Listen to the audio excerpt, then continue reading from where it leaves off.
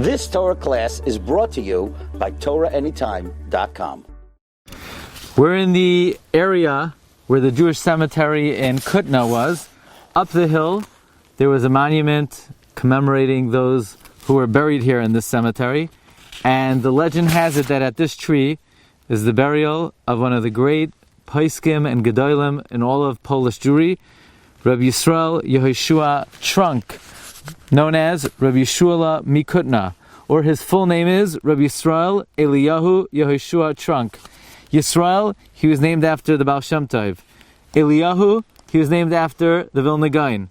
Yehoshua, he was named after the Pnei Yehoshua. He had these three eminent names. However, when he signed his name, he left out the word Eliyahu. You'll ask why, but his name was Yisrael Eliyahu Yehoshua. The answer is, if you take the word Yisrael and you put it next to Yehoshua, the last two letters of Yisrael are Aleph Lamed. The first three letters of Eliyahu are Aleph Lamed, are Yud Hey Vav, spells Eliyahu. So he didn't have to say Eliyahu. It was already automatically spelled out by connecting Yisrael to Yehoshua. Now I have a special family connection to Rabbi Yeshual'e Mikutna. My grandfather, my father's father's mother's, my father's father's mother's father. Okay, so my grandfather, Rabbi Glatstein, his mother's father, his name was Pesach Moshe Goldman. He was a student of Rabbi Yeshual'e Mikutna in Platsk, and he helped Rabbi Yeshual'e Mikutna publish his great sefer, Yeshuos Malko. My friend Rabbi Rafal Ansel Mitzarfas once showed me in the Hakdama of the Yeshuos Malko. It's brought, why did he call this commentary on the Rambam Yeshuos Malko? Why Melech? Because most commentaries on the Rambam have the word Melech in it. Because according to the Kabbalah, the Rambam was a Gilgal of Shmuel. Shmuel in the Gemara is called Aryoch, Melech El Asar. Rabbi Yeshual'e Mikutna has a famous tshuva written about Tchelas, addressing the Radzina Rebbe who claimed that he found Tchelas. And the question was, well, should we at least perhaps be concerned it might be Tchelas, so maybe we should put it on just in case it is. And Rabbi Yeshual'e Mikutna said no. Since most Gedolim say it's not Tchelas, and there's a strong tradition we will not have it until Mashiach comes, Rabbi Yeshual'e Mikutna says you're not bound by my view, but in my opinion, one is not required, and it's not necessary in any way to put on Tchelas. This was Rabbi Yeshual'e Mikutna's opinion against the Radzina Rebbe, who, by the way, when we were wandering around in the cemetery today, we passed by the kever of the Radzina Rebbe.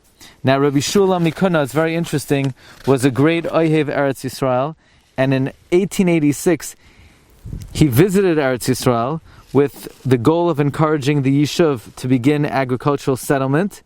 And in the Shemitah controversy of 1889, Rabbi Yeshual'e Mikutna paskined that it was permitted to sell the land to Goyim during the Shemitah year. He loved Eretz Yisrael so much, he praised the book Drishas Tzion, Rav Tzvi Hersh Kalisher. I want to share with you an amazing Dvar Torah that my father showed me in the writings of Rabbi Yeshual'e Mikutna about the Haggadah Shel Pesach. You know, in the Haggadah we say in every generation, every generation they stand up against us to destroy us. What's the very next passage in the Haggadah? The next passage is, Sei ulamad ma bikesh lavan arami lasos liYaakov Avinu. What does that have to do with what we said before? We just said in every generation they try to destroy us. Now we have to go out and learn what Lavan Harami tried to do to Yaakov Avinu. Says Rabbi Yeshual'e Mikutna.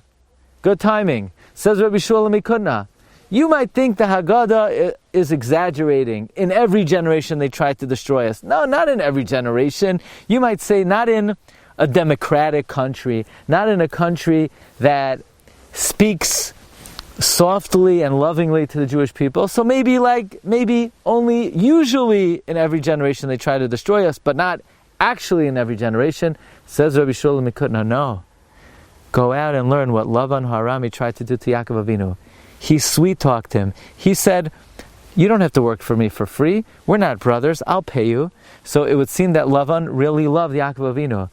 But in the end of the story, God had to come to Lavan and say, don't do anything to Yaakov Avinu. And Lavan himself admitted, last night God came to me and he told me I shouldn't do anything to you, not good and not bad. So we see from here that when the Haggadah says in every generation they try to destroy us, there are no exceptions. There are no democratic countries that are not part of the prophetic words of the Haggadah Shel Pesach.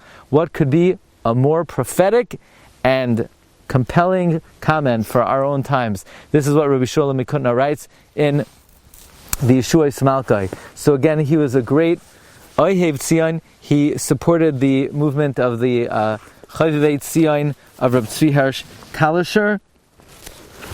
And as I mentioned, my great-great-grandfather was a student of his and helped publish his work, Yeshuos Malko.